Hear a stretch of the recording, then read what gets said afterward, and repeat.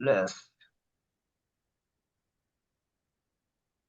Okay, students, please turn on your video for Professor Metin, and I hope hopefully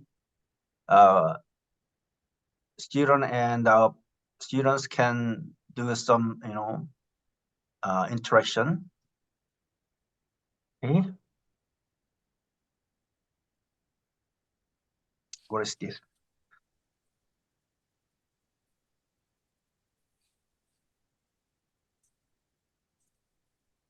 Professor Metin? Yes. Yes. Would you please share your slide for a moment? I will just check it out. It's work or not.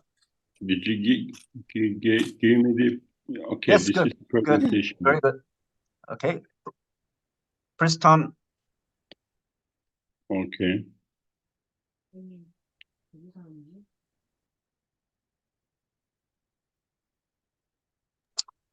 Okay, sorry. Please turn off your slide. Sorry.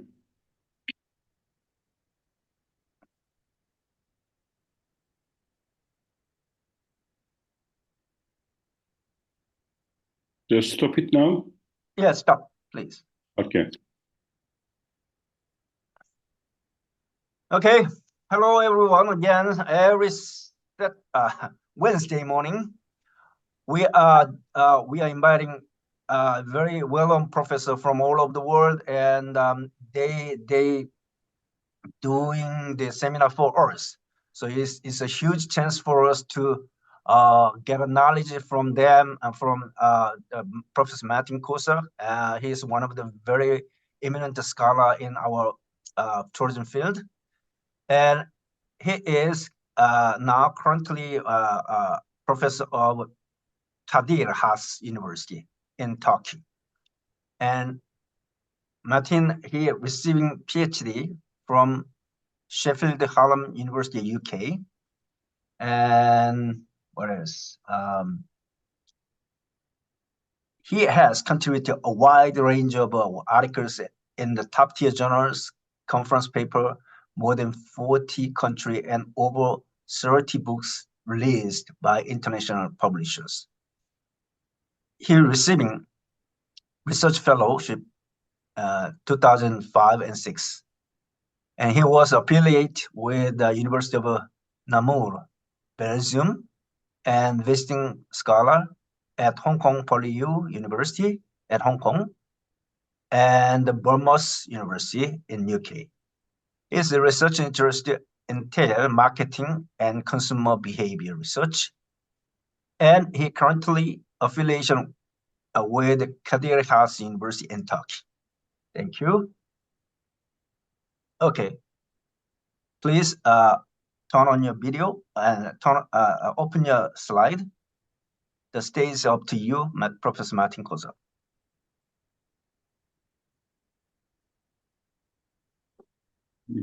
Okay.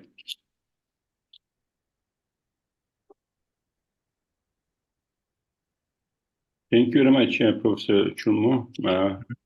Thank you also for your nice introduction and also your valuable invitation. Myself, to give a lecture, at least in the very, early morning of Wednesday. So hopefully I will try to finish in 1 hour because I have another class at 9 o'clock. So it's about 5 hours later. I have another class on marketing, for my bachelor students at the university in Istanbul. Yes, I'm working at Kadir Has University. Kadir Has University is a private... Professor Metin, please turn on the PPT slide. It's not appeared yet. The slide. Okay. You cannot see it? No. No, I can see now. Not yet. Not yet?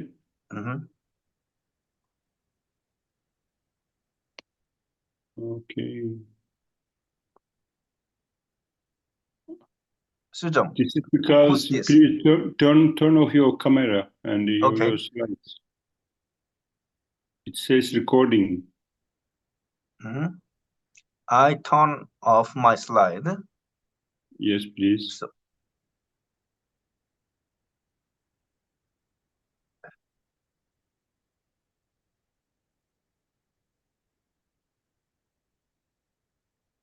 This is your screen, I think. it's not my screen. Sujong, who's this? I don't know. So it says, I think it's a cell phone. 수정.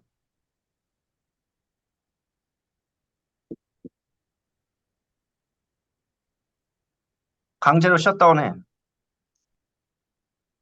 이혜은 학생 화면 셧다운 하시기 바랍니다. Okay. Okay. Okay. Okay. Now. Try again. Can you Good. see now? Thank you. Right. Okay. Yes. Well, when you invite myself, I just thought about the possible subject to deliver as a let's say a lecture or as a seminar to your graduate students. And I know that your center is mostly focusing on technology, smart technology, and so on. But in the end of my speech and presentation, I will also connect this subject with how the future of, let's say, smart technology can influence the tourism and hospital or health, industry together. So I just want to, I usually talk about, consumer behavior marketing, or sometimes I also talk about, the academic issues like, research methods and so on. This time I want to talk about something a little bit different, okay? And this can also be helpful for myself to do brainstorming. I did some brainstorming last night before I went to the bed, just to enforce the connection between hospital and hospitality. So you see, it's a kind of doing exercise in our mind. Okay, the topic is it hospital or hospitality? The two transitional terms.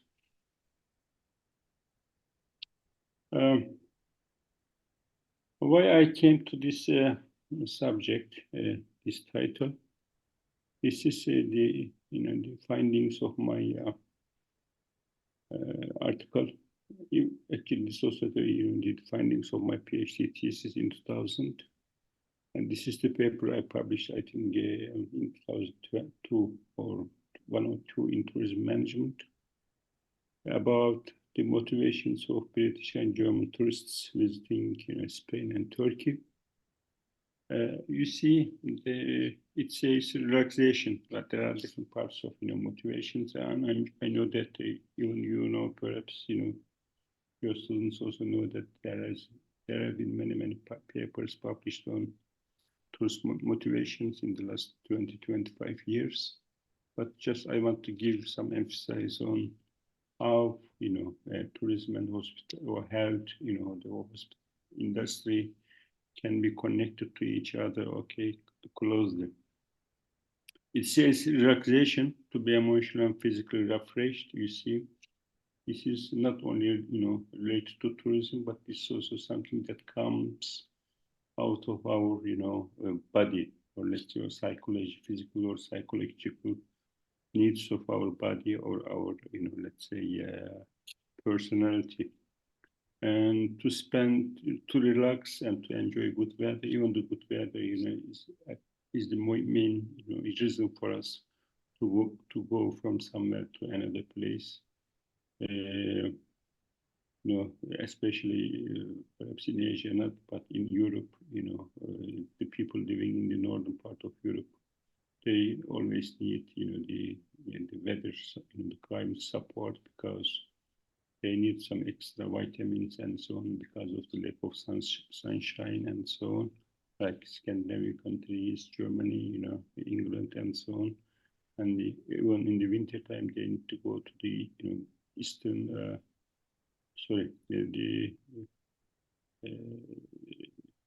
southern part of Europe, like to the Mediterranean countries, destinations, mainly Spain, Portugal, France, Italy, Turkey, and Greece, so on.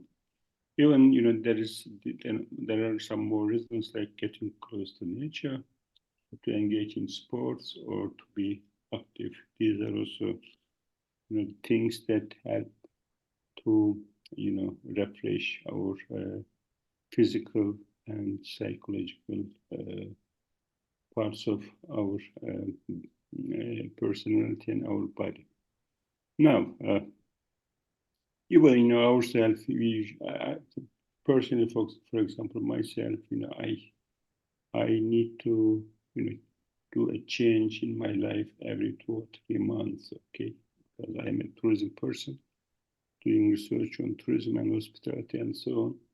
And I know that I need to refresh myself, okay, my psychology by by changing my place, my location, my environment, working environment or living environment every 2 or 3 months. Why? Because especially psychologically, I feel tired, exhausted, and I need something to have a change in my life. We call it recharge, our let's say body, and then come back to our regular living or working environment. Why? In the past, as we know, people usually need to change their environments once a year. Think about 50s, even 60s and 70s, even 80s, perhaps until 90s or early this century. People need or were able to take a holiday only once a year. Could be 1 week, 2 weeks, and so on. That's it. That's all. Because there were different reasons for it. One is the economic conditions. The second could be perhaps the working conditions. They didn't have enough time, perhaps to go on holiday in different times of the year. But today people have multiple holidays, more holidays with shorter durations, and but in a year it can be more than, let's say, at least 1 or 2 two holidays to even go to a different country. Why? Well, the only reason is because because of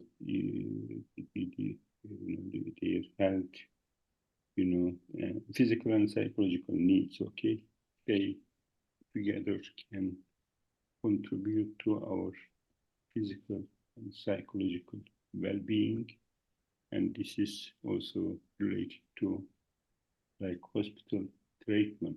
Okay, so it's like going to hospital. Okay, so this is how I can try to make connection between hospitality and hospital. Okay, so and this is same. Why? Because if when you go to the hospital, what is the purpose? To get the treatment. Okay, physical or psychological treatment. Get the operation and so on, and to feel well in the end. This is same going to the hotel. Okay, we also need to treat physical or psychological treatment. And then in the end of our stay or our holiday in a hotel, we want to feel well. That can mean improving our quality of life or improving our well-being, social or psychological well-being. Martin, Yes. I have a question about the slide, the previous slide. Okay. Just one, just curiosity. British and German, they are so different people. The Yes. Anglo-Saxon country, one of the Germania country.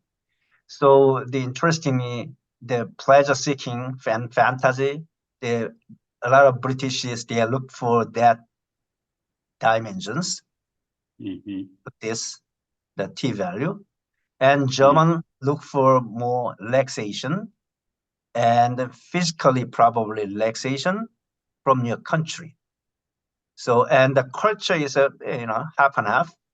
So I think they both country keen on the culture on Turkish, probably the Turkey is one of the Roman Empire long time ago.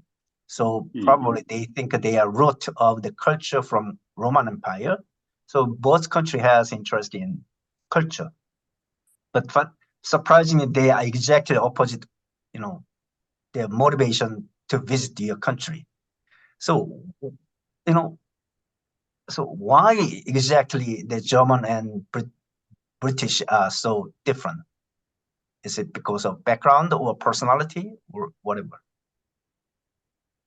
Well, you are right, yes, because there are, I think, two factors, let's say two items. One is pleasure seeking, and fantasy. The other one is physical needs, the last one.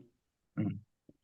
These are the, I think, items where we can see the widest gap or difference between British and German tourists visiting Turkey. You see, well, even the gap, the difference is not too big, but in some respects, yes. For example, to mix with fellow tourists, it's a big difference on the advantage of, let's say, British tourists.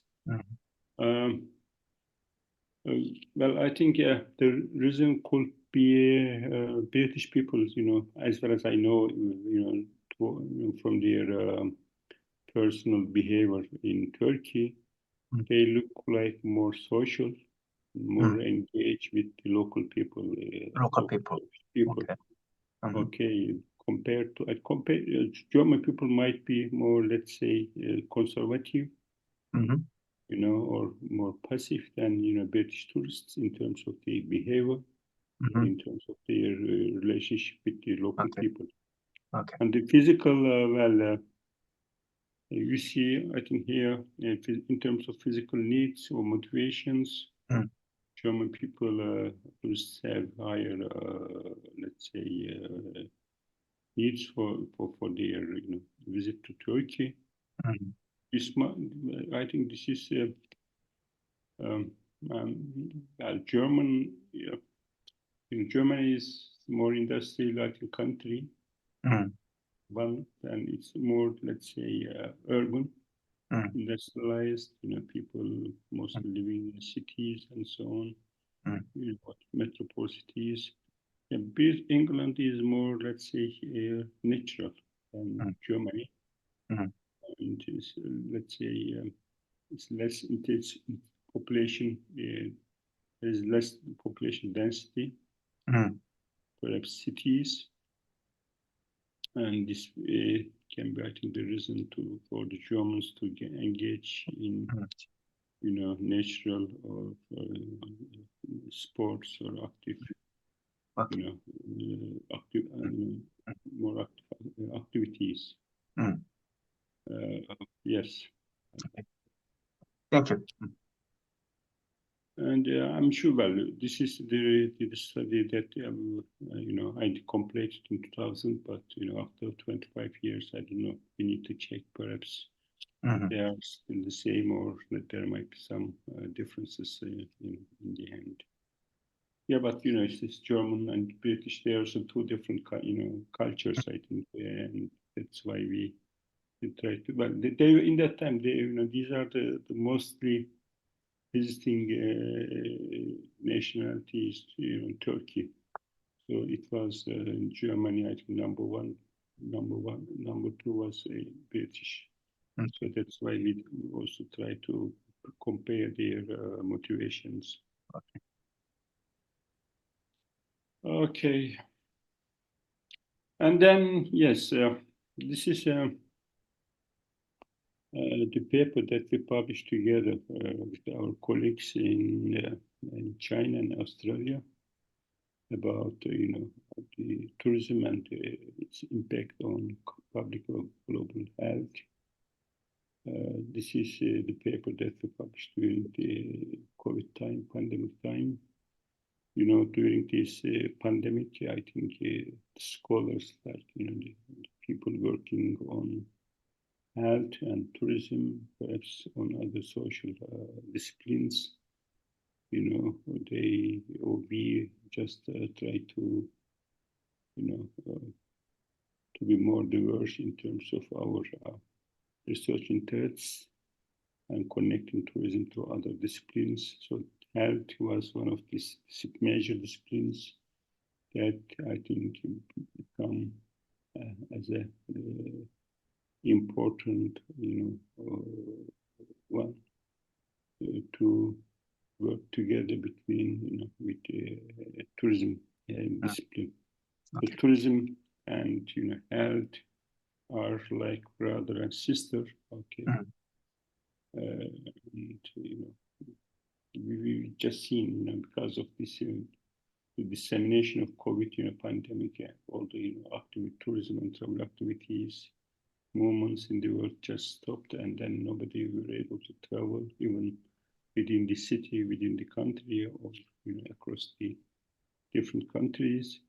So public health is important. Okay, as you remember, I said in the beginning, people usually go to the hotels or the holidays to get some treatments, but in that case there was a risk of having this virus. So and such a risk. There was also such a risk, when we went to the hospital. So the hospitals were closed, hotels were closed. You see, just because of the behavior of or reactions of people as humans. So there was a risk, and that's why everything stopped at hospitals and at hospitality businesses.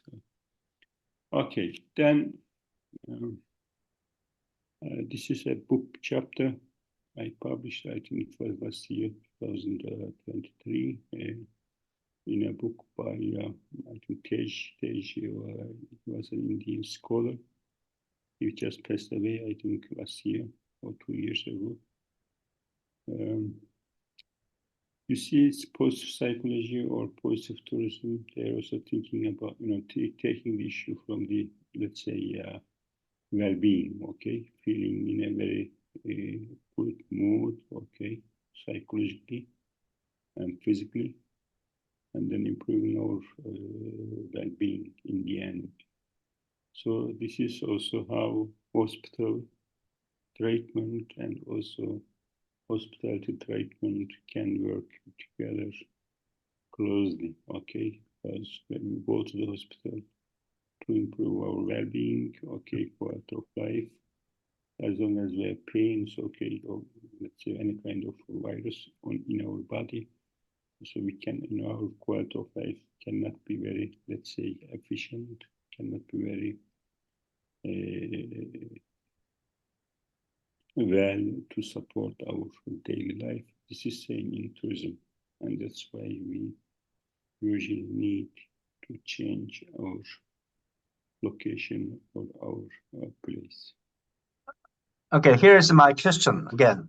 Yes, please. This paper talks about the humanitarianism, and humanistic psychology, which is all about the human nature, something like this, and the Aristotle's work, virtue and the good life. Yeah. Actually, that is the essential part of human life in entire of human history. Yes. So tourism is quite closely related to the human's virtue and quality of life. But however, as you know, as the information technology or smartphone or artificial intelligence have been tremendously evolutionized and developing fastly, and a lot of stuff should be combined with human nature with the technology. So what do you think about that viewpoint with the human nature and technology combination? Well, yes, I think it was going to my last slide Okay. to talk about the future of hospitals and the hospital treatments by engaging with with the emerging technologies like AI and robots and so on. Well, depends. I think as some other scholars, I think assume or think. I also, assume that everything, will depend on the requirements of generations or the differences in generations. For my generation, perhaps I would say, I was born in the 60s, in the late 60s. So, then my kids, they were born in late 90s or early 2000, almost 30 years after myself. Is there a difference between them and myself? I think I couldn't see any very big difference between these two generations, because perhaps this is because of my position, profession, job. I can use the technology the maximum, and they also use the technology at the maximum. Okay. And perhaps before passing away, perhaps I will also I will start using or getting benefits from the use of robots, perhaps in the next 5 or 10 years. So I think everything depends on how people can get used to engaging with robots or with emerging technologies and so on. And perhaps younger generations can be more, let's say, easier because they started even from their childhood. They started engaging mostly with the technology and so on. And when I was born in the 60s, there was no electricity in our house. There was no cable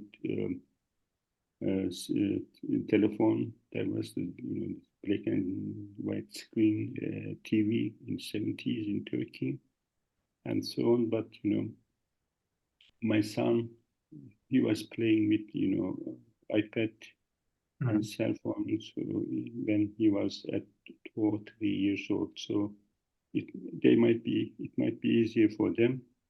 So then this is a kind of also I think a good transition from to human to human contact to human to, let's say, technology or robotic contact in the future.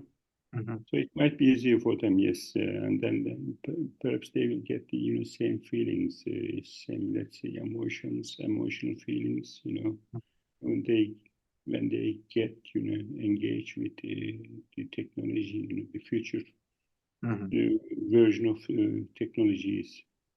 And then perhaps like, well, yes, today I usually check my cell phone and my computer, my emails, and this also improves my well-being, daily well-being. Why? Because as long as I have good news from somebody, or as long as I read good news on the media, okay, or as long as I get a good message from one of my friends or colleagues, it makes me very happy, improving my daily quality of life and so on. You see, this is not the human-to-human contact. So I get everything, this kind of things from my cell phone or from my computer. But in the end of the, let's say, chain line, there is somebody, okay? There is also human. So I think we are just, learning to how to transit, have to transition from today to tomorrow. I think perhaps tomorrow, as long as I get a message, an email from a robot, okay, saying, hello, Dr. Kozak, how are you this morning? Perhaps it will make me the happiest person in the world, why not? So perhaps we don't need, this, a real person, a real human, being in the opposite, in the next side. And then we can still have a good life, I think. Perhaps it could be much, much more helpful for us for our psychology and so. Mhm. Because as you know, Dr. Chulmo, we have so much problems between human to human contact. Okay. Sure, right. Because Yeah. we always, have emotional, let's say, behavior. Mhm. So we have very, aggressive response to somebody, in our network and so on. Mhm. But perhaps the robots or the machines can give us an answer depending on our psychology in that time, and perhaps they will know how to manage our psychology, our personality, or how to control us, or how to make us happy. So, but humans cannot understand it, directly. So, in that context, perhaps the technology, the machines can be much more reliable and helpful. And it's also a good question. Thank you. I also did some exercise now, brainstorming Mhm. when I was speaking.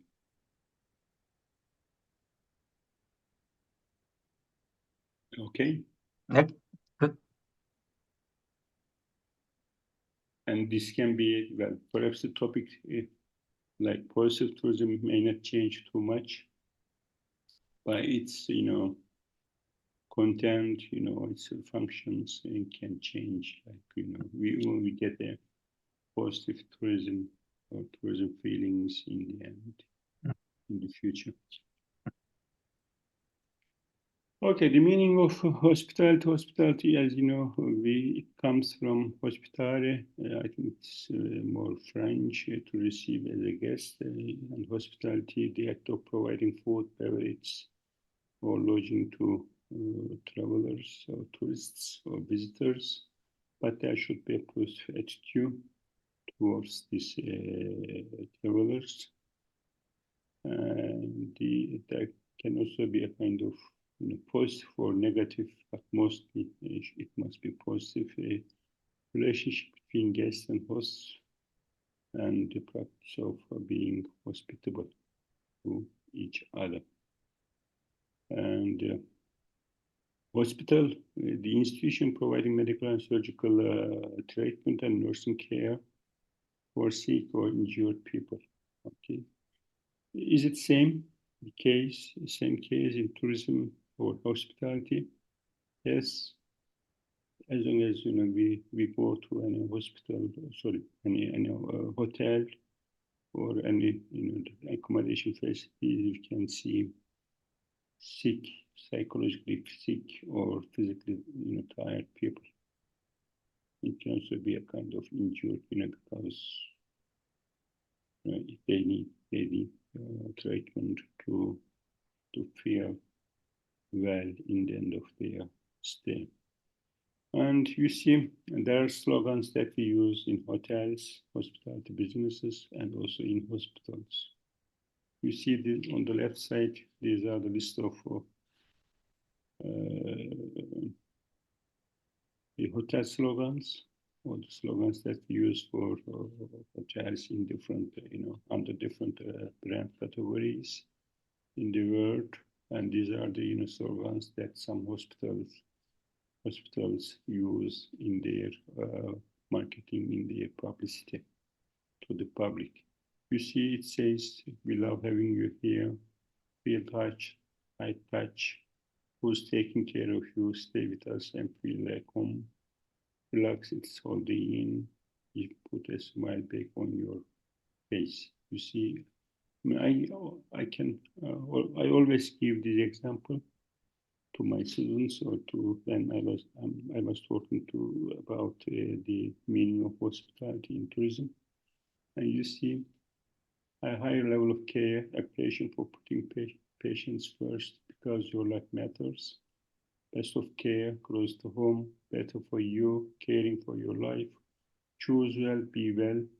These are the slogans for hospitals. You see, I couldn't see any difference between these two type of slogans. One is for hospitality, one is for hospitals. Okay, in both cases, we can see comfort, taking care of the people, would be tourists or patients. But in the end of the day, I think what they need is being taken care of by somebody. Okay, so even when you go to the hospital, you see that this comfort, this being taken care of, comes the most important issue. Perhaps it's more important than the the physical treatment itself, okay, or the operations, because the positive attitudes towards somebody is very important. And this is also very important in tourism, because the people, as I said, occasionally in my speech today, people come to the hotel, to tourism the whole day, to have something, more memorable, which is more positive, and then to have the things to make them happy in the end.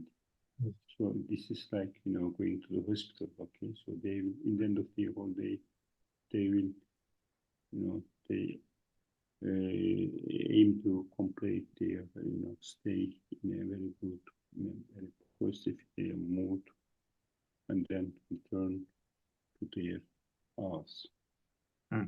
Professor Metin, Yes, please. the slide, the slogans of hotels, slogans of hospitals. As you know, the Korea, the Korea is one of the very fast aging, becoming society. Mm-hmm. A lot of the seniors, the population of seniors are getting large, and a lot of the facility and service center and daycare center and long-term based the caring center is immensely implementing these days in Korea.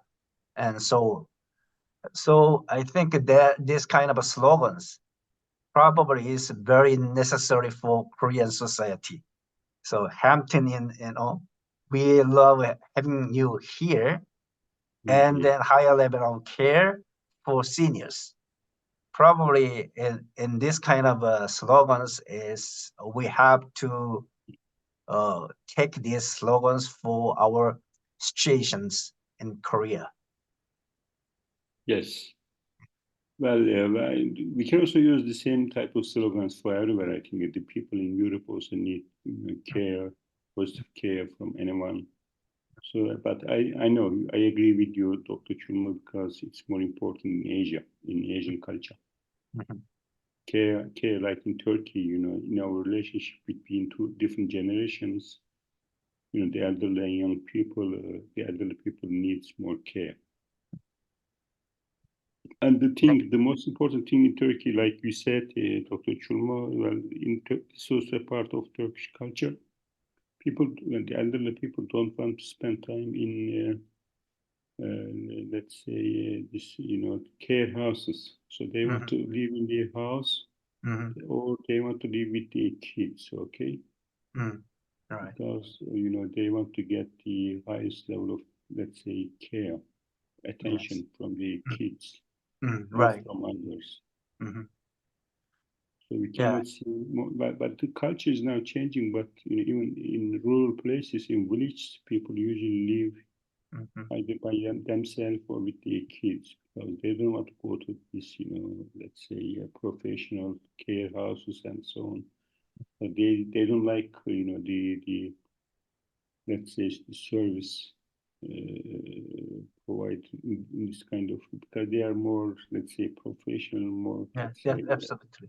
Yes. not organic, it's just Yes. it's commercial, Mhm. you pay the money, you get the care. Right. And perhaps, well, and that's why, well, I think we can just extend the subject. In the winter time in Turkey, we have so many elderly people, older people coming from European countries to stay in hotels for 3 months in the winter. Oh.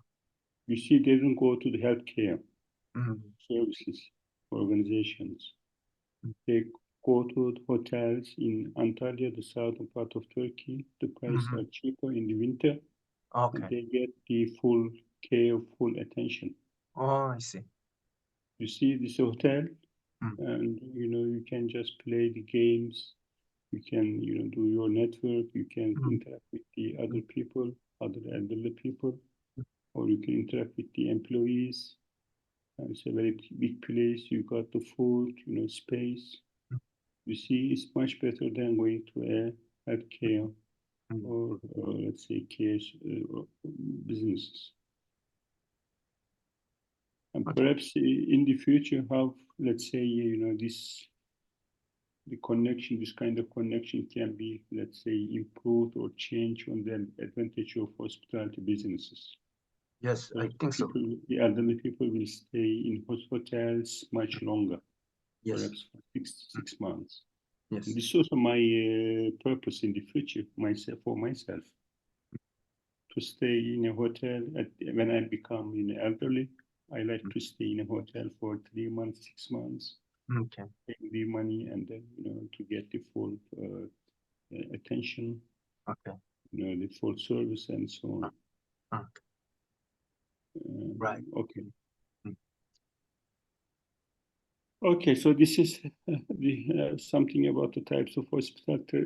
We just talked about this traditional, hospitality and the commercial hospitality. The traditional hospitality is more like, the creation of a free, friendly place where outsiders can enter and become friends.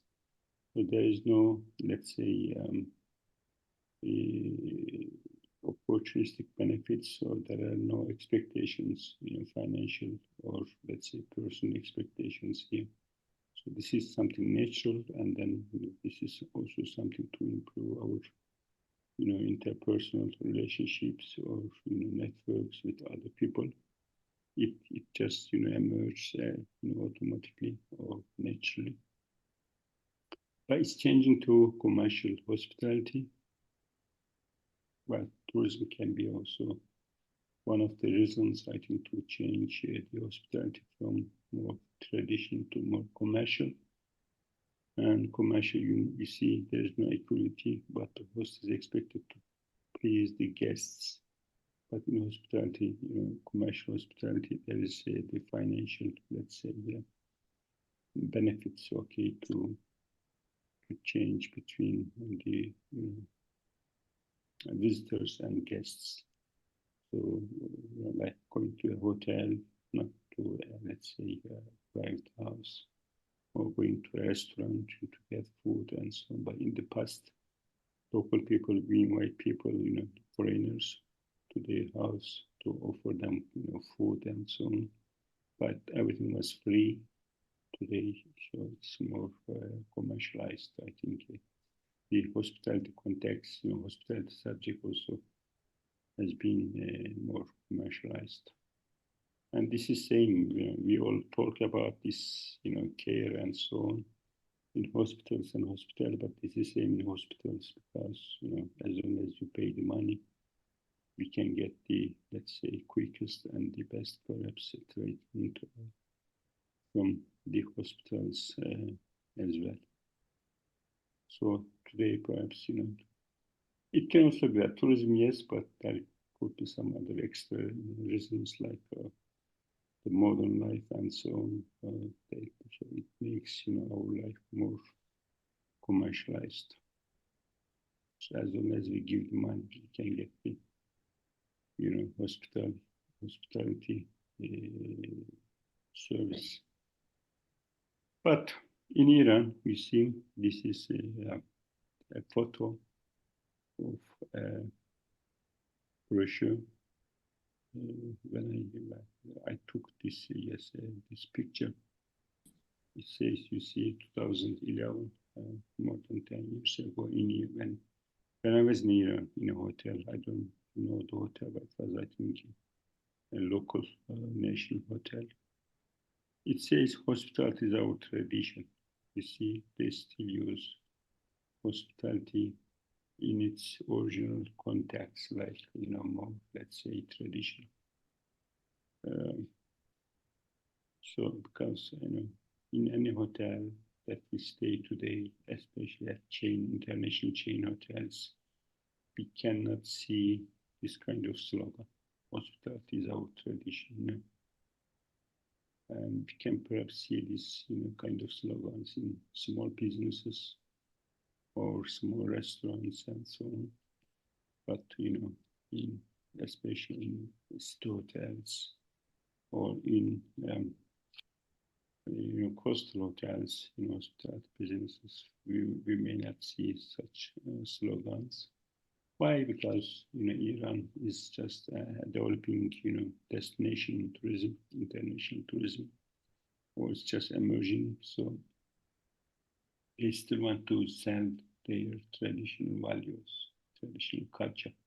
Yes, the Persian, in the past it was a Persian culture. Today it's more Iranian and so on, but it's still traditional. It is perhaps still, different from many other cultures, countries. So there is a potential for them to sell this slogan in the future as well. It was in my country like in 70s, in 60s, 70s, and 80s. So the hospitality values were so important in the past. Okay, so when we look at the characteristics of hospitals and hospitality, you see there is a face-to-face communication with patients or with visitors. They are both open for 7/24, 24 hours in a day, in a full year. So there's the inseparability of production and consumption. So as long as we have visitors to the restaurant, hotel, we use our room service, or we prepare the food and so on. And this is same at hospitals. As long as the patients come, there is operation, and they use the rooms and so on, services. Perishability of service products, yes, because there's inseparability characteristic. So as long as nobody uses any hotels or restaurants or hospitals in a day, in a certain day, they can be perished the next day.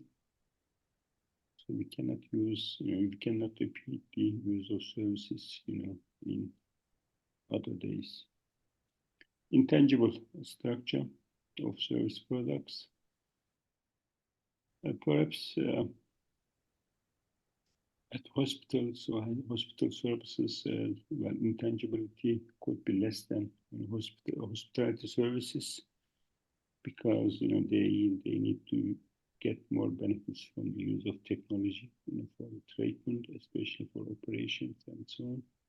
But still, there is the intangibility characteristic for hospitals too, and difficult of easily copying. Okay, but this is mostly about the pattern of offering services at hospitals and at hospitality businesses.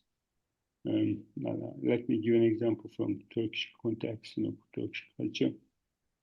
If some doctors or some hospitals are very popular in public. Why? Because of the attitude, very positive attitudes or friendly attitudes towards patients, and if you are not able to copy them in a positive way, the others cannot get the same sense of let's say benefits or feelings on the business side. This is same at hospitality businesses.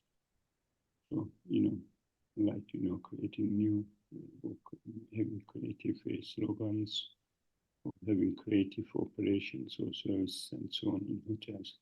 And Turkey, I just forget to put my paper here. Turkey was the most advantageous destination in the past in terms of offering the best hospitality service to their customers in tourism. So why? Because in Europe, hospitality is not so much strong like in Turkey. But Iran, yes, it's also one of the strongest countries, and that's why it can be difficult to copy this kind of. Professor Martin, the slide. I would say, okay, you said we are now transition from the hospital and hotel hospital to the new era of AI together, an application. So like a face-to-face communication, okay, it is a human nature, face-to-face communication. But like what we are doing now between you and me through the Zoom communications. So there are a lot of things already replaced by the technology and open 365 days, 24 hours. It's not possible by human beings all the time. Definitely robot service with the language will be replaced. This part as well. Inseparability of product and consumption. This one is a physical items, actually, hotel and hospital, whatever. So it's not replaceable. And perishability service product. Okay, service product is experience product. So it's the same as the original, hospital and tourism and AI. Intangible structure of service product. Okay, intangible. Probably we are booking the service through the smartphone application, and a lot of the service product can be done by technology about this, and difficulty of easily copying.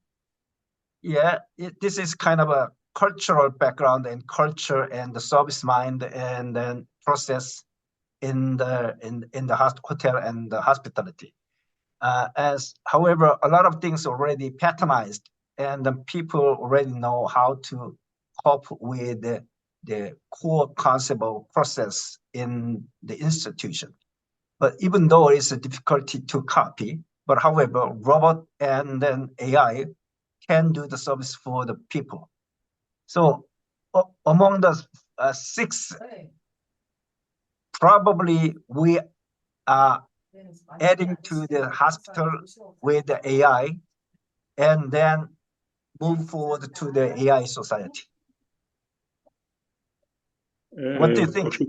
Yes, I absolutely agree with you. I think, yes, with the, let's say, integration of this AI and other emerging technologies into our life, I'm sure we cannot perhaps talk about, such characteristics of hospitals or hospitality in the next 10 or 20 years. So I agree.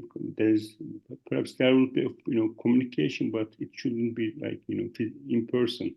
Even it can be, it still can be, face to face, like, watching, each other on the screen. Even this is face to face, you see, but there's interaction, human interaction.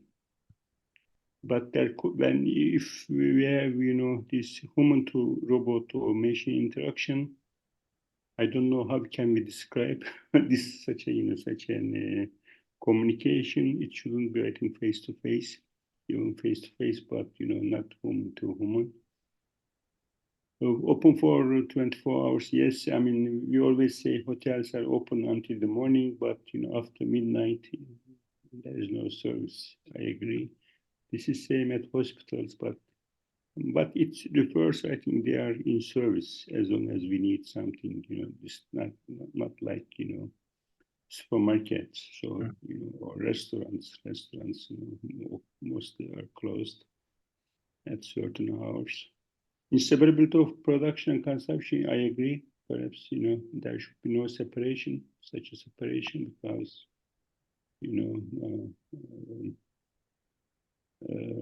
but I'm just thinking that could be, yes. Well, I mean, even the robots produce the service. I think there should be a request or there should be a demand from the customer to produce the service, even by the robots, I think. So, I mean, even they will produce the food. I think there should be demand first. So I think we can see characteristics even in the future. Perishability, perhaps no, because as long as the computers or robots, yes, there should be no perishable tourism hospital products in the future. Intangibility, so this is the, I think, subject that we have been talking, I think, on over the last 20 years. And with the use of even information technologies, computers, and other machines at hotels and hospitals in the last 20 years, especially. So, I mean, this is also my, let's say, assumption in the future. I think there should be more tangibility, not intangibility. I think in the next 10, 20 years, so hospitals and hospitality in businesses can be extensively, I think, more tangible, using more technologies and machines or physical things. And then I think it will be easy to copy, the services in the future. I agree with you, yes. Because computers, like AI, we talk about market differentiation, product differentiation,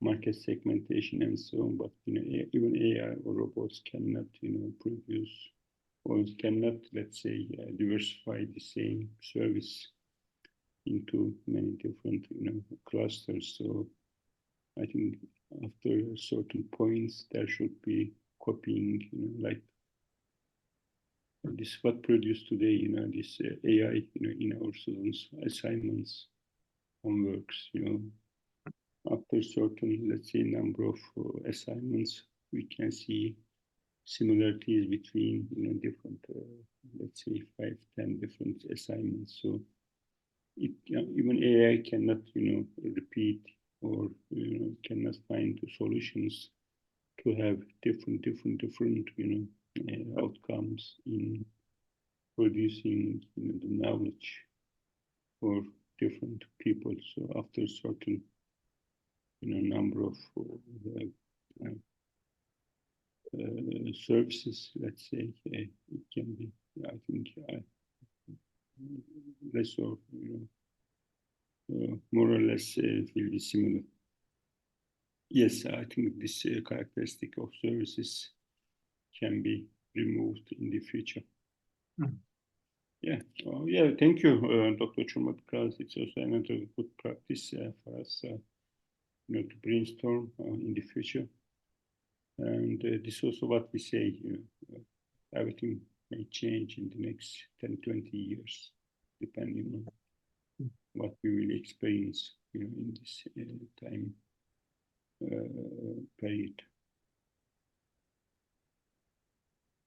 And even there should be some new, let's say, characteristics, new features of hospital or hospital services in the future.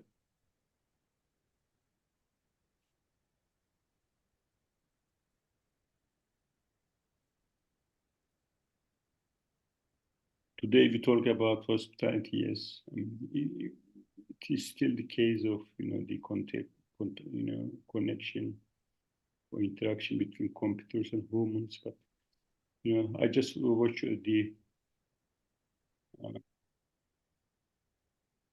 video, I think, yesterday, and I also watched another video, I think, a couple of weeks ago on YouTube.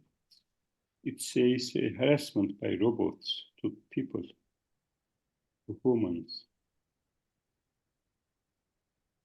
I mean, I think one was in a factory or in a business. The robot was, just harassing, just being aggressive towards a human. And another one was, I think, in Saudi Arabia, the robot was just touching unintentionally, or intentionally to a woman during, I think, speech, so it's also a kind of harassment we see. And these are the terms that we use, or these are the, let's say, practices that we experience in human-to-human contact. It can still exist, the case in the future. Why not? The problems perhaps will not change, but the context may change. or the functions, I don't know, the tools can change in the future. Okay? Okay. Yes, sir. This is something original in Turkey, the original, let's say, knowledge that we can produce in the Turkish context. It was almost 3 years ago in May 2021. And there was a campaign which is called by the Ministry of Tourism and Culture in Turkey, which is called I Am Vaccinated. You know, you remember in 2021, I think there was still restrictions for traveling and so on. And many, hospitality organizations were very concerned about their, daily operations and so on, financial conditions. And in Turkey, the summer season usually starts in May to October. And they lost a lot of income in 2020, and they didn't want to lose much more income in 2021. That's why the Ministry of Tourism and Culture created this campaign. But the context of the campaign was, it was like a movie, short movie, only for the publicity and promotion, saying that Turkey was a safe destination to travel. You see, enjoy, I am vaccinated, enjoy, I am vaccinated.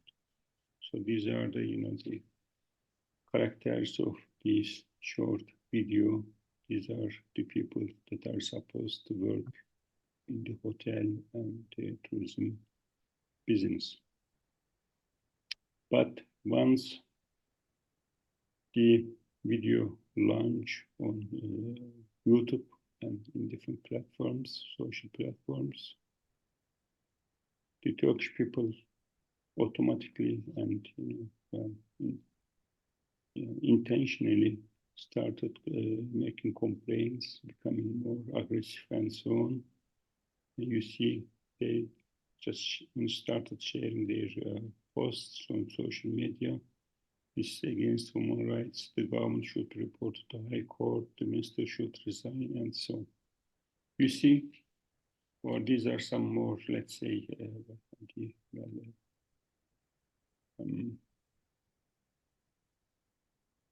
sayings that I just copied from social media.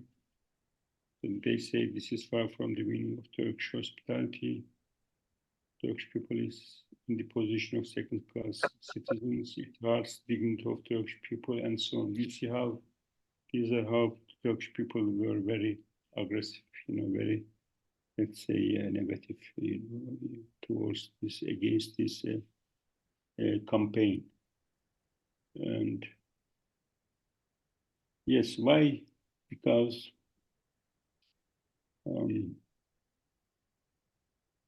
they were treated like a dog. Here you see on this video. And then we cannot see any kind of, let's say, symbols or signs of hospitality between hosts and guests. And also when we try to, treat the visitors, but on the other hand, we were not able to treat our, employees or our citizens in a post way, in a post psychological way. So there should be, what I'm trying to say here is there should be a kind of balance. Okay, and it can also happen to those people working in the hospital, or at hospitals, because everything doesn't mean money. Yes, there were some kind of uncertainties, financial or economic uncertainties and instabilities in that time. But today there is no such a risk, and all the hotels are full. They make a lot of money. And I don't know if the people, Turkish people, forget this, scenario, this campaign today after 3 years or not. But in that time, their attitudes towards tourism and tourists change in a very negative way. And this is another and a good case for the meaning of hospitality and creating a positive host and guest relationship or interaction in a hospitality in a tourism context. So perhaps, I don't know if you know that there was a fire. It was 2021, August, almost 3 years ago again. And Marmaris, it was very, very famous destination, tourist destination in Turkey on the Aegean coast. And it is still #1 destination for British English people, visitors. It was August, the hottest month in Turkey, and all the hotels were full. And it was also the middle of, pandemic. There were still these, precautions, measures to protect people from the virus and so on. But, the mobility was more flexible, so we were able to travel within the country. Even we had some, foreign people from other countries to our hotels. But,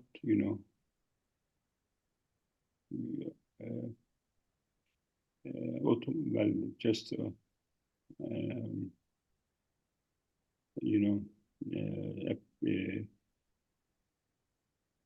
suddenly there was this fire one day, and then all the visitors, foreign visitors or domestic visitors, left Marmaris in the same day. And this, you see, they are all the local people living in village, small village, in the rural parts of Marmaris, and the government didn't help to stop the fire, and the locals just, open a campaign to support each other. You see, they get the water from here, and then they carry this water to the, let's say, the fire employees to stop the fire. You see, this is very important message. This is the message I just copied from social media by a local person. This is the hardest time that we need your help. You are here on a holiday but left during the fire. You must be with us now if you want. If you may want to take your holidays in our places in the future. So this is a kind of, this is how the relationship cannot be very stable. And in terms of, trust. So, we have so many visitors, and the locals just trust these people, the visitors, because they are happy that they have, domestic or foreign international visitors supporting their, social connections, their, let's say, well-being, their economic, social well-being, and so on. But as long as there's a problem, they left. And this is same at hospitals. As long as we finish our treatment, we just leave, okay, without looking behind us. So what it means, in both contexts, perhaps people become, I think, more opportunistic or self-oriented, okay. They want to take any risk anymore. They say, perhaps, this is not my business, okay, this is your business, and this is not my place. I just came here, okay, just temporarily for a short, time, and then as long as there's nothing, to have more, let's say, benefits from my well-being, there's no meaning to stay here longer, okay? Or if, as long as any risk, I should or I must leave, okay? And then there could be, when we are talking about this, well-being and so on, but the conditions are changing, so, and perhaps, in the future, how all these things will perhaps, will be the evidence to enforce the human to perhaps, machine interaction or relationship or contact, okay, communication. Because human to human contact, we start having problems. And Professor Kozak, yes, please. I have a question. Look here, you are here on a holiday, but left fire during the stay. You must with us if you may want to take your holiday again, this place in the future. Yes. You know, we are actively discussing the theme is a sustainability, sustainable tourism, Yes. and sustainable growth, and pro-environment behavior. This all related keyword each other. In tourism business, in tourism field, tourism academia, actually sustainability is now is intentionally hard. We making becoming we make we are making that sustainability issue as a critical one. But however, go back to the core concept of issue like I don't want to I don't want to take care of a stuff when I during the stay in the holiday season. I want to consume the service and product as much as I can. I spend the time. I consume the service, and I just throw away the garbage. And I want to enjoy stuff in the hotel, and the hotel service returned reset for me, for myself, and I don't want to think about the money, and I just throw away water or whatever. There's a lot of people naturally is they are very selfish. We are very selfish, so I don't want to throw away garbage in my background or in the home, but I want to throw away the garbage in other background or other countries. So it's very controversial, human creatures. We are very controversial. So, Yeah, I can. Dr. Chuma, that's why I said people travelers become more opportunistic. Yeah, very opportunistic behavior. I agree with that. We also did some research in the past in Turkey, about the people's, attitudes or Yes. consumption behaviors when they were on holiday in Turkey. Yes, they had two different behaviors. Yes. Once on a holiday in Turkey, once on their regular life in their hometown. Yes. And they were so aggressive and, let's say, not controllable during their holidays in our country. They spent too much, alcohol. They were not able to control their behavior, and then they use, over, let's say, excessive, water, electricity. Yes. And they try to argue with the local people. So you see, like we said, the garbage consumption. I Yes. agree with you. And this is like here, you see, they just, we were expecting like a kind of, support, social support. We call it, solidarity, And well, this is I think, the negative side of, let's say, tourism context, because we cannot see any solidarity here. But on the positive side, go to Ukraine and Poland, you see, Poland had so many people from Ukraine, refugees, and they welcomed, they hosted them in their houses, in their hotels, and they didn't charge any money and so on. This is the positive side of, let's say, solidarity, perhaps in a tourism context. But yes, even this is, how hospital treatment and hospital treatment can work together. The Ukrainian people also needed, the let's say, positive treatment because they were healing, so they were just, having problems, psychological problems or physical problems because of the war. in the country, and then people just use tourism or hospitality, to at least to support their well-being in a different country. So here's my the hypothesis I suggest.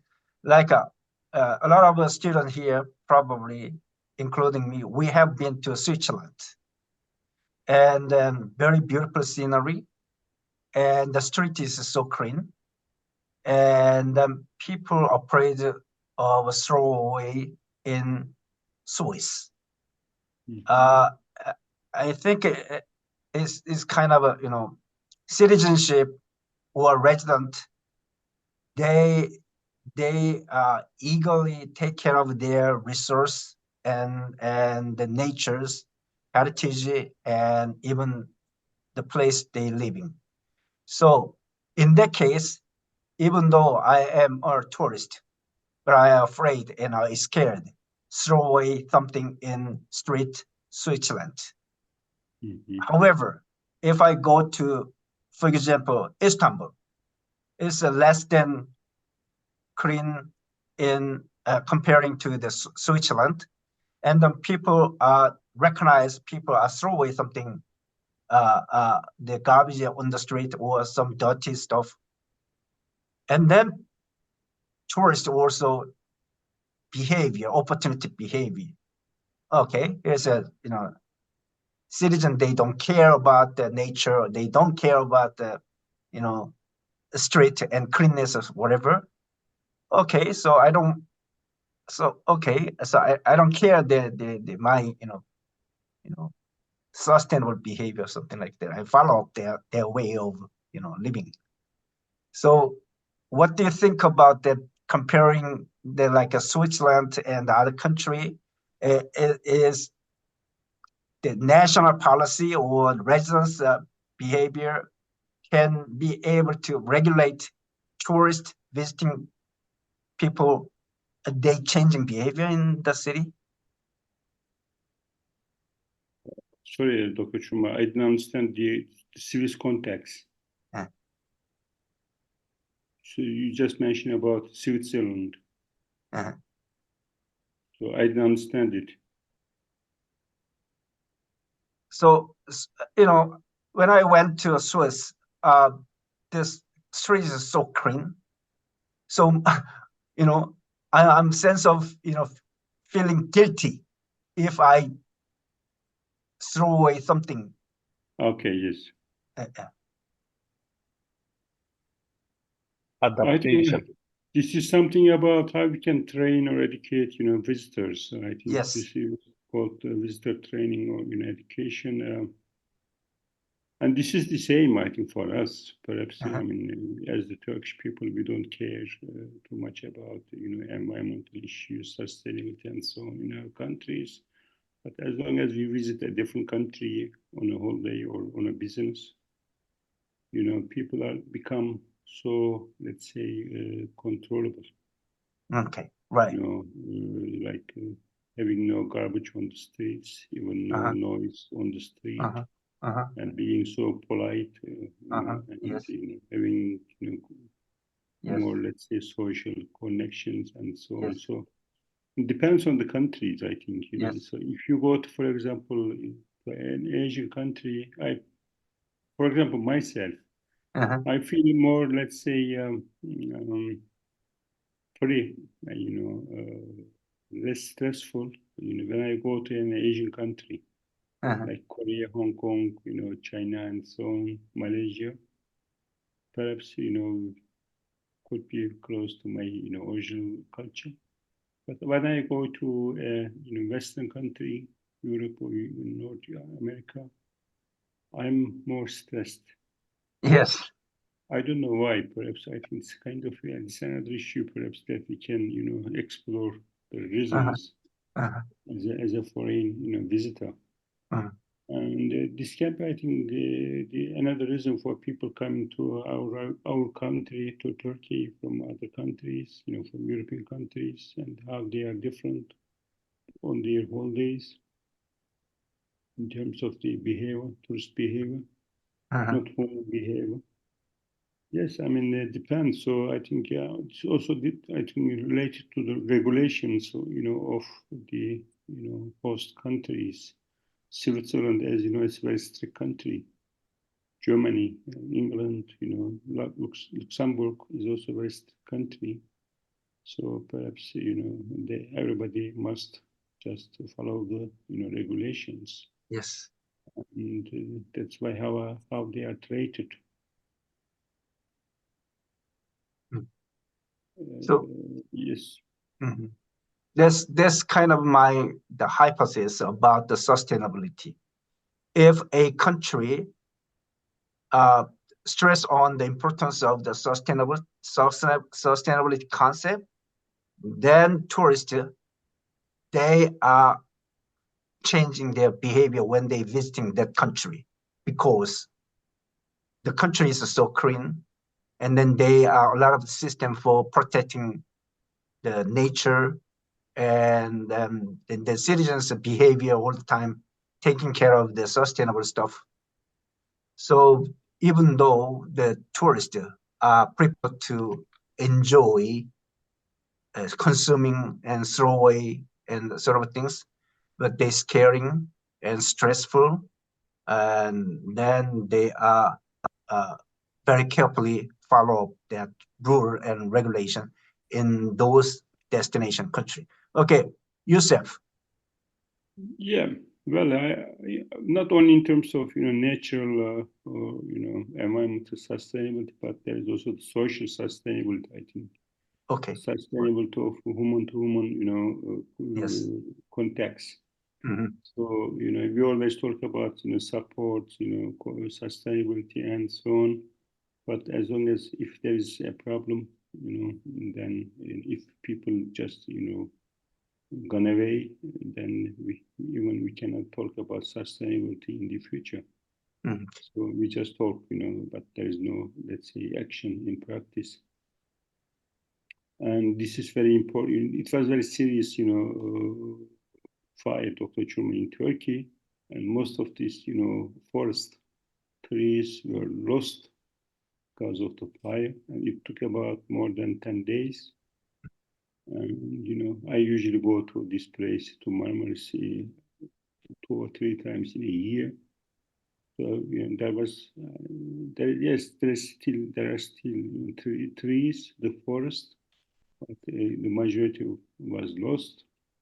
And the, you know, the people in the village also, they were extensively affected, you know, especially economically affected, because, you know, they lost their revenues, their income from the land. Okay, they were, you know, just producing honey and some other types of, you know, agricultural food and, you know, materials, but they lost it, and there is only tourism now. Okay, we have audience questions. Yusuf, you still have a question? Yusuf? Okay, keep going, Professor Martin. Okay. Yes, so I just mentioned about this hospitality versus harassment. So we always talk about, you know, the importance of, you know, like today, importance of hospitality in tourism, hospitality businesses. On the other context, you know, there's also the problem of harassment that we can see in many contexts of hospitals, hospitality, and so on. So they are, you know, again, like a very, you know, connecting service industries, having similar problems in that context. Yes, so now we just may, you know, talk about this aging people in the beginning. So the proportion of aging population, you know, population people is increasing in many countries in Asia, Europe, and so on. And there's also increasing concern for health. That's a serious problem now, to take care of these elderly people and to improve their well-being. So And there's also increasing demand for health tourism and spa and wellness. So we can just, consider how they can be more, let's say, complementary products or services, together with health, hospitals, and hospitality businesses. So there should be a growing interest in cultural tourism, especially design programs for older travelers to support their treatments, health treatments. So what happens, because of climate change, change in working living conditions, change in aesthetic needs and well-being, okay, the needs for well-being, better well-being, people usually need to change their places, their environment. So this can be for health tourism, this can be for medical tourism, this can be for spa and wellness. So all these subjects, terms have become so popular today. They are so trendy in tourism, domestic and international tourism, especially in international tourism. So there are very strong destinations like Turkey, India, Indonesia, Korea, Thailand, okay. In China, I think there are also people, not China, sorry, Thailand, I think mainly. So we can see many people coming for health treatments and to get some, let's say, supportive services to improve their physical and social well-being and psychological well-being. So, well, perhaps that's how these, hospitals and hospitality services can extensively or closely support each other in the future. So it can be perhaps the integration can become like a single product in the future, and this can be a kind of tourism product or health product, depends on. And I can see many hospitals in Turkey, especially in Istanbul, Antalya. Could be many in Bangkok. I know some places, hospitals, which are very strong in this kind of offering this kind of services. So this is another slide just to emphasize how this product 4Ps. Professor Martin, I'm sorry interrupted you again. This is important theme. Previous slide. You are here note health tourism, medical tourism, spa, wellness tourism, which is a very important keywords for human in this time and seniors and then sort of things. In Korea, the Korea Tourism Organization pay attention to boost well-being, social well-being, things like that. So if from your slide, health tourism, medical tourism, spa, wellness tourism is a similar concept, right? So yes. we can expanding the boundary with those three or different concepts together.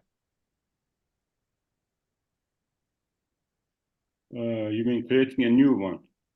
Mm-hmm. Yes.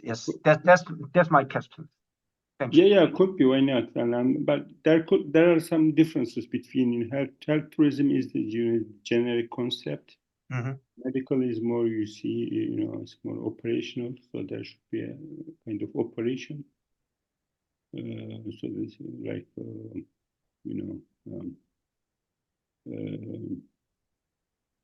aesthetics, for example, is a part of medical tourism. It can also be a part of wellness. Depends on the the context of operations or treatments. If it is something heavier, more detailed, it is called like medical. For example,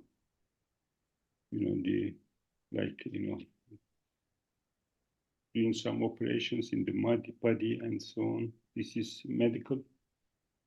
But if it's something about, let's say aesthetics and so on, this is more spa and wellness. It's not so much detailed. But there are some, I see a lot of people in Istanbul who came to the city for, let's say, hair treatment. So this is medical treatment. It also brings a lot of money for the host destinations, host countries. Yes, perhaps in the future, if we just try to connect this, to use of technologies in the future, I'm sure, I think, even for wellness, medical or health tourism, the power of, technologies will be, I think, much more influential, and perhaps it can also be easier to integrate this kind of things, materials into tourism and hospitality services in the future. Well, I'm not talking too much about these 4 Ps because, there is product is at hospitals is the service, treatment, and we also have the same, service in hospitality, which is, treatment, positive treatments, well-being, positive mood, and so on. There is also the price issue. You see, I said, we had to move from traditional to commercial hospitality. Why? Because there is a price issue here. This is same with these, hospitals. And, hospitals and hospitality businesses also need to use different platforms for publicity and for promotion. And there should be something to sell these things, okay? Because they are hospital and hospitality treatments or services have become more commercialized as a part of modern life. So they also need somebody to promote themselves, like travel agencies and so on. Now I can see in health tourism, for example, I can see a lot of travel agencies, operating tours and treatment tours, and also integrating cultural tours into this health tourism services. Like in our regular, this business model, we can also integrate this model into the hospital context. So there are these 5, items of dimensions of service quality on the left. There's also expectation, performance, and so on. There's this, the service quality in the end, and this service quality, the level of the service quality, and eventually influence customer satisfaction, well-being, and so on. Okay, this is how it works in hospitals, also at this hospitality services. So they are also very, let's say, connected to each other in that context. So a few words for the future. Locals' perceptions of tourism and tourists are devalued over the years, like in hospital services, becoming more commercialized, okay, and over commercialized services. We can see both, in over commercialized services, both in hospitals and hospitality. So and this is how, hospitals and hospitality just, have moved forward from the traditional way of their services or treatments to a more commercial form of, services today. It will be, I'm sure it will be more commercialized or commercialized in the future as well. Now, yes, this is the slide, just on how we can integrate these things. We say, both hospitals and hospitality services are more, service-oriented, but they are under risk now to change, perhaps in the next, I don't know how many years, but would be in less than 10 years, hope not, or less, hopefully less than 20 years. by the introduction of this AI or robots, like in hospital services. Perhaps in the next 5 years, we will not see any more, let's say, human contacts, and all these operations can be controlled perhaps by robots, and these robots can be supported by the knowledge, the information, the database, created or generated by AI. So I'm sure it will be more, I think, objective, and all these treatments will be very, let's say, objective and also very strong in terms of the quality of their outcomes, outputs, because we all go to the hospitals for treatment, and we sometimes see some, bad examples of mistreatment. So we can get some additional problems because of wrong treatments by the doctors, by the human doctors. Perhaps in the future it might be totally different, but in a, let's say, positive way. And this is same for hospitality services. Yes, perhaps we cannot see human contact anymore, or like today in the future. But I'm sure many things will be more reliable. So the quality of service will be more reliable and more punctual. And let's say, perhaps we can see also less or zero, complaints between, service providers and visitors in the future. And, as a result of all these things, everything perhaps should be more personalized. Okay. So we all talk about services and so on in hospitals or hospitality services, businesses, but everything is becoming now more personalized, which is also good, because, if something is more generic, then we cannot, understand what are the, specific needs of each person. But if we can make it more personalized, and if we can also talk about more personalized database, then we can also find, solutions for each person, specifically for each person, which is good. And this is also how we can improve our wellness, our well-being, and our quality of life as a single person. Okay, so, and then perhaps in the future, we don't care about how this, personal well-being, wellness can be created, as long as, people feel happy with their life, work, and so on. So I think there should be no other things to, consider or to become worried. Yes, so these are the things, that I want to just mention as a concluding remark. Well, this is, yes, because this is more, related to your center, the mission of your center. And these are the, topics that many people write articles and also talk in their classes, lectures. But there are many things, which are still open for the discussion in the future. Yes. Thank you, Professor Metin Kozak. Today, he addressed a very important issue of hospitality, and the core concept of our field.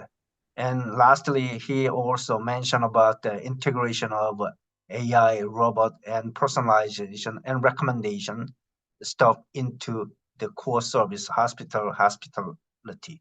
So please welcome your question to Professor Martin. If you have, please feel free to ask. Oh, Joseph, okay. Hello, everyone. Good morning, good evening. It depends where are you, which continents are you located. I would like to thank Professor Metin Kozak for this insightful presentation. I'm very glad to attend your session. Congratulations to Professor Ko for the successful second edition for the Research Convergence Seminar. You have raised many prominent topics and issues in hospitality and tourism related problems, including human-machine interaction, consumer behavior, selfish environmental behavior, and also health and medical well-being tourism. And finally, by concluding by AI technologies and the future of tourism. I would like to give some clarification about what mentioned by Professor Ko in the last few minutes. You was talking about the Switzerland, like a clean location and how tourists adapt themselves with the environment. But when we talk about Switzerland, Zurich, for example, is different to Geneva. It depends on the places exactly, but the good example for the environmental behavior could be Iceland, because when tourists go to Iceland, they sign a consent at the airport that they should adapt their behavior to the legal framework. It's mandatory to protect the environment. It's mandatory to care about the monuments, and you sign a consent at the airport. You should respect all the rights, all the articles, and if tourist fails or made some mistake, you pay the fine. And we feel like obligated to protect the environment, whatever our behavior it is environmentally or not, but we should adapt to yourself. Thank you very much. Thank you very much for this insightful presentation. Thank you. Very good. Adaptation, environment adaptation. Very Exactly. good. Yeah, What do you think? This is a very good point. Yes, adaptation is very important. Yeah. It also depends on your culture, I think, to complete this adaptation in a successful way. Okay, good. Hello. Sure, Hello. go ahead, Ayan. Yeah, I also have an idea during this session. And for me, like hokangs in Korea is very popular now. This become popular because of lots of people working hard and they want to take a rest in the hotel without any work, like at home. So I think we also think about hospitality, about tourism. We needed to think about the people's situation and status and their lifestyle. So I think the marketing mix with the product and price and place and promotion, and probably it become from the people's status and where they come from. So I just think about this, like we need to think about the or people personalize the life style and pattern. So I just want to, just the same. Thank you. Yes, this is also a very good point because I agree, especially for the people joining this, participating in these medical treatments. They are different from each other in terms of their economic, social background.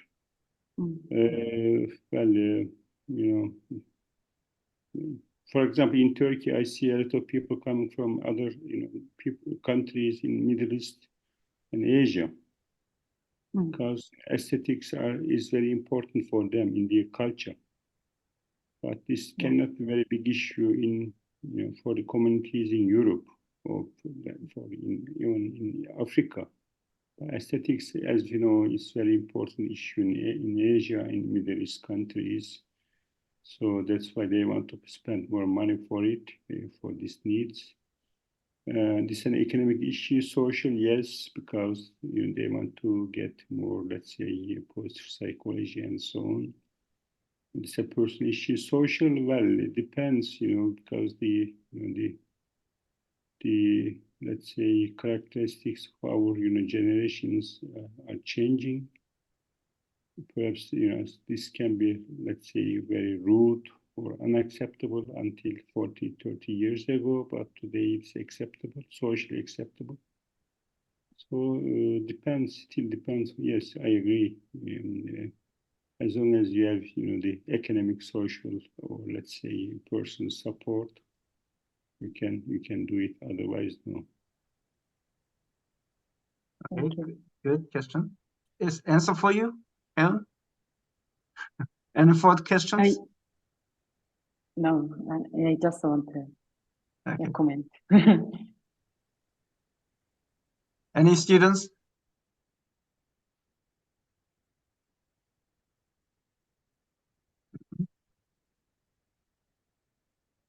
Okay. Mhm.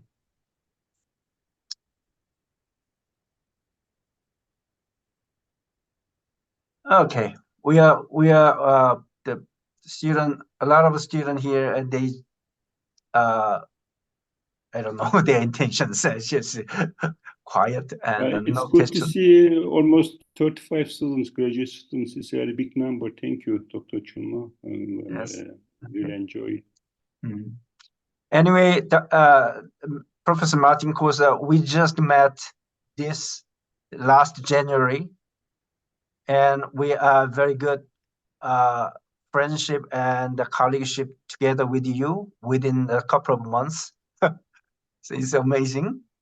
And I hope between you and me and the country, Turkey and Korea, we are a bit different culture, bit different region, and different perspective of tourism. Is kind of a complementary effect between Turkey, Korea, and you and me. You are study on the nature of the tourism, service of tourism. I'm a bit more artificial intelligence and applications, sort of things. But as you know, the core concept of hospitality and tourism absolutely need to integrate the information systems, apps, and artificial intelligence, because the trend is over there, and human society, a lot of part of the human society are replacing to the robot with the AI technology. So human-like conversation, human-like face, and for efficiency and effectiveness together. So it's good to get together with you and me about both sides together. What do you think about that? My opinion. Yeah. It's a question. It's not question. It's my thinking about it between you and me so far. Absolutely, I agree with you. Yes, especially developing new technologies, tools, perhaps it will be, make our life easier. Yes. Okay, Professor Martin Kozak, what time is in there? It's almost 6 o'clock, so I will get my breakfast now. Then go to school at 7 o'clock. Okay, I can't sleep anymore. Martin Kozak, thank you very much. Your presentation and very good, and I highly appreciation. Look forward to see you in a conference soon again. Okay, thank you very much. Take care. Have a good day. Students, please stay a bit here. I will show this one. First, Martin, you can leave. Okay, thank you. I just do. We have 10 minutes left, so I want to show sharing with you a very important trend these days. Is going to be good for you if you know this.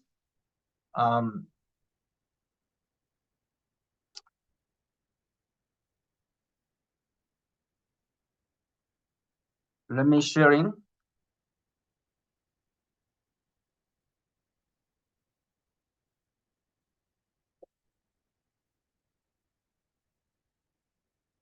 Okay, here you go.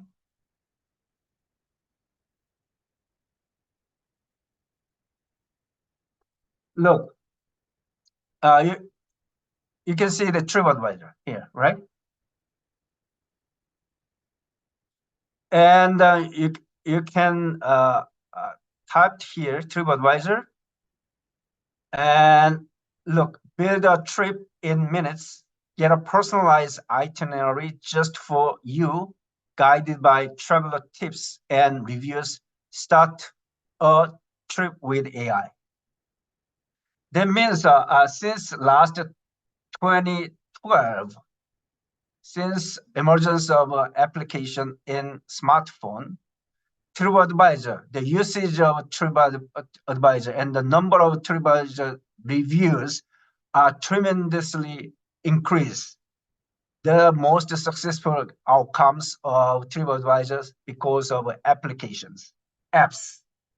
Now, as you know, the AI is a major trend of all entire society. Tourism hospitality absolutely is there. So you can see that, go to the TripAdvisor site, start a trip with AI, click, and powered by AI, you can type here, Seoul,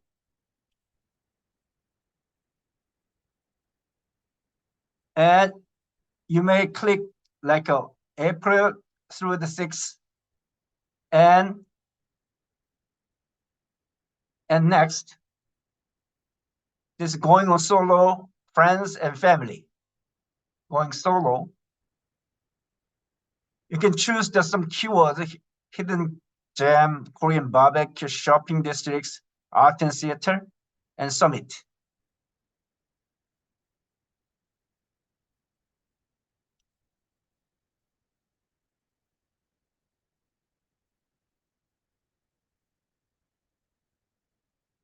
Okay, here you go. Your trip to Seoul for 6 days. Save itinerary. Here is place to stay. Day 1, day 2, day 3, day 4, day 5, day 6, day 7, and with maps. So the trend is so fastly changing with AI. I know that there is a variety of theme and topics and keyword in depends on the field. Probably hospitality field, the business field, and other discipline. You can talk about any important keywords for yourself and for your study. However, AI is an essential part, and there's not such an option. So industry and society and academia is changing too. That's the future with AI. So recommendation service and personalization service, even itinerary and travel planning, decision making, there's all about AI these days.